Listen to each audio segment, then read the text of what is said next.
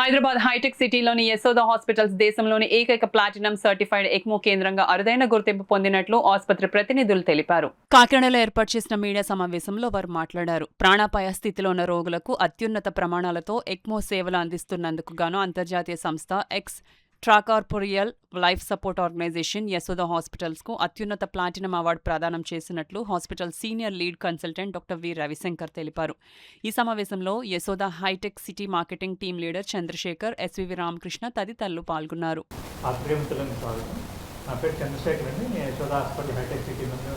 Andhra Pradesh marketing మేనేజర్గా పనిచేస్తున్నాను. ఈరోజు మనందరం ఇక్కడ ముఖ్యంగా కలుసుకోవడానికి కారణం ఎక్మో అనే ఒక పరికరం గురించి, దాని పని విధానం గురించి తెలియజేయడానికి యశోద హాస్పిటల్ హైటెక్ సిటీ నందు సీనియర్ లీడ్ కన్సల్టెంట్గా పనిచేస్తున్న డాక్టర్ రవిశంకర్ గారు వచ్చి ఉన్నారు.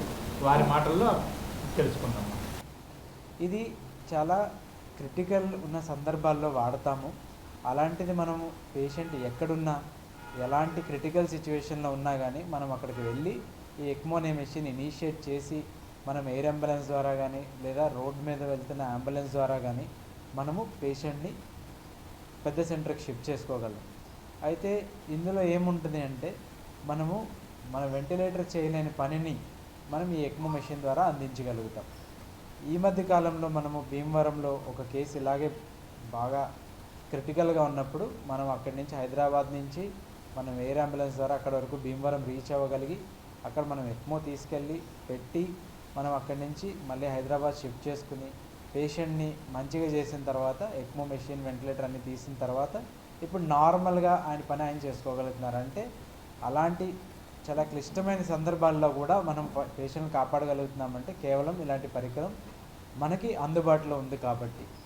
ఇది చాలామందికి తెలియదు. ఎందుకంటే కనుక ఇలాంటిది అసలు ఒక మెషిన్ ఉంటుందా, ఇలాంటివి మనం పెట్టవచ్చా, అది ఇలాంటి చిన్న చిన్న ప్లేసెస్లో ఏమైనా చేయగలమా, హాస్పిటల్ చిన్నదైనప్పటికీ కూడా మనం మినిమం సపోర్ట్తో కూడా మనం చేయగలము అనేది అందరికీ తెలియాలి. ఎందుకంటే మనం చాలా అడ్వాన్స్ అవుతున్నాం. అందులో భాగంగా క్రిటికల్ కేర్ సర్వీసెస్ విభాగంలో మనం చాలా ముందుకు వెళ్తున్నాం. కాబట్టి ఇలాంటి పరికరాలు ఉన్నాయని, ఇలాంటి సందర్భాల్లో మనం వాడగలుగుతామని, అందులో ఎస్పెషల్లీ ట్రాన్స్ప్లాంట్ సందర్భాల్లో ఏంటంటే ఇలాంటి మెషిన్ పెట్టి ట్రాన్స్ప్లాంట్ కూడా చేస్తాం. మనం గుండె మార్పిడి కానీ, ఊపిరితిత్తుల మార్పిడి కానీ ఇలాంటి పరికరాల సహాయంతో ఈ మధ్యకాలంలో చాలా తరచుగా చేస్తున్నాం.